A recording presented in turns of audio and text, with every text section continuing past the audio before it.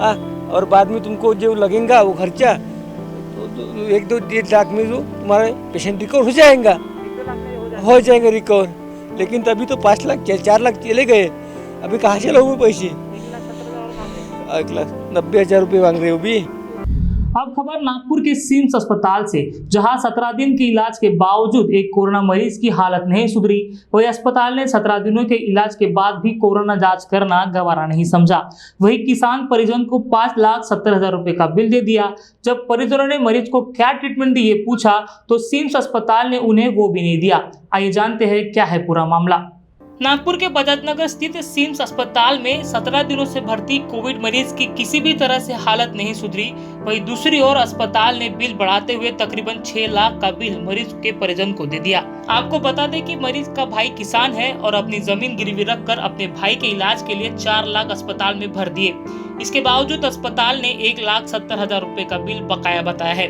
वही मरीज की हालत में कोई सुधार नहीं, ऐसा परिजनों ने आरोप लगाया है। मरीज का नाम स्वप्निल निम्बोड़कर है, जिनकी उम्र 33 बताई गई, जिन्हें 22 मई को बजाज नगर के सिम्स अस्पताल में कोविड इलाज के लिए भर्ती किया गया। 17 दिन बीत जाने के बावजूद स्वप्निल की हालत नहीं सुधरी, जिसके बाद परिजनों ने बचे हुए पैसे देने से मना कर दिया और मरीज को डिस्चार्ज करने की मांग की है। वही अस्पताल ने मरीज को 17 दिनों में 3.25 लाख रुपए की दवाई दी, जिसका ब्यौरा भी अस्पताल ने परिजन को नहीं दिया, ऐसा आरोप भी परिजनों ने लगाया है। माझा भाऊ आहे ॲडमिट 22 तारखेला संध्याकाळी 11:30 वाजता केला मी। काय झालं होतं, काय त्रास होता? तर आम्ही त्या अगोदर अमरावतीतून आणला होता, कोविड झाला होता, पण इथं जे ट्रीटमेंट दिलं हे काय दिलं हे आम्हाला माहीत नाही। आता रिकवर आहे काय ते? नाही आहे सर। किती दिवस झाले ते आता? इथं 17 दिवस झाले सर, आज 18 दिवस आहे, तरी पण रिकवर नाही आहे। आता डिस्चार्ज साठी गेलं तर काय म्हणतात? ते म्हणताय सर थोडा वेळ थांबा, तुमचं बिलिंग काढत आहे आम्ही। आम्ही सकाळपासून आला इथं, बसलो आहे इथं सकाळीपासून, अजून पण आम्हाला बिलिंग नाही भेटला आहे। हाँ तो पैसे भरो बोलते 4 लाख भर दिए सर अब तक, 5,70,161 रुपये का बिल निकला है उन्होंने। हाँ क्या करते हैं आप? अभी मेरे पास कुछ भी नहीं है सर, मैं तो मजदूरी वाला आदमी हूँ। सब कुछ कहान करके लाया हूँ मैंने। अकेला भाई है मेरा वो। अभी कुछ लगाने के लिए कुछ भी नहीं मेरे पास। डिस्चार्ज के लिए बोले, क्या बोल रही है? वो देता बोले डिस्चार्ज, लेकिन पैसे भरो बोलते सिर्फ पहले। आप क्या चाहते हैं? पैसे तो मैं भर सकता नहीं सर। कितने पैसे दिए आपने? तो मैं 4 लाख दिए अभी तक। वो 4 लाख कहाँ से लाए थे? अब मैंने बेच के लिए लाए थे ना।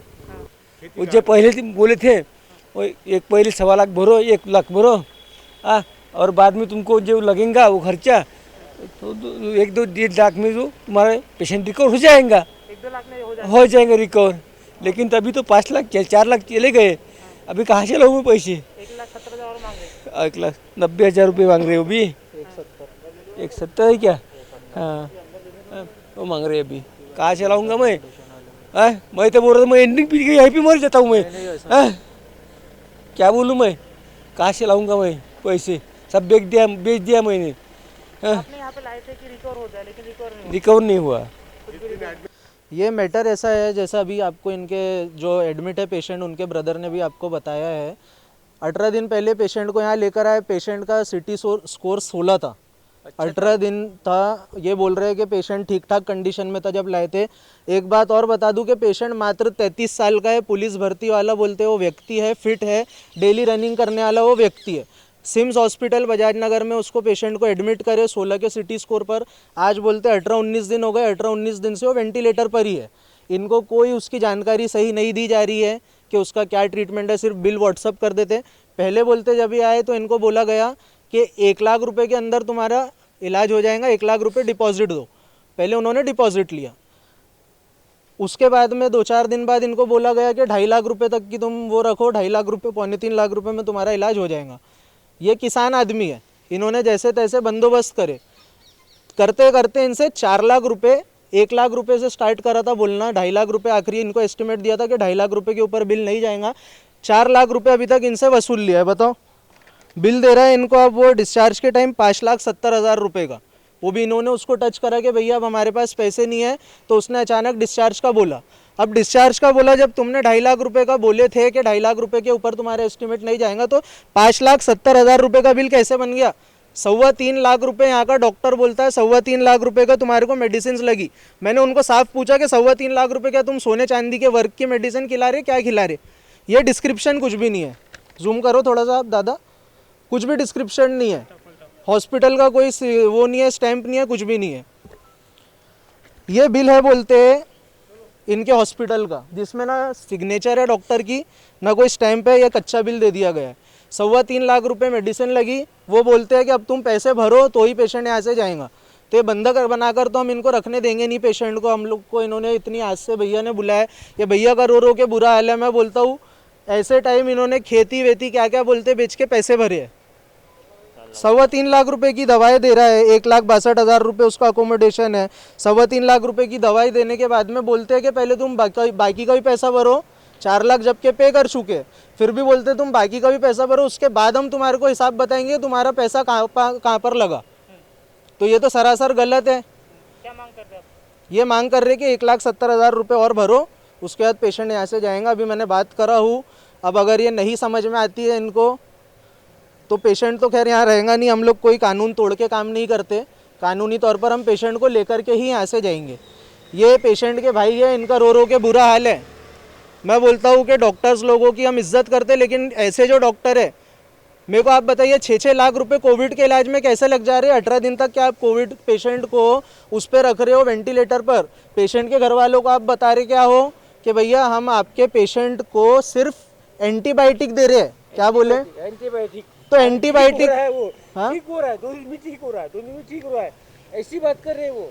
इनको 18 दिन से बोल रहे हैं 2 दिन में ठीक हो रहा है, 3 दिन में ठीक हो रहा है, 18 दिन लगा दिया।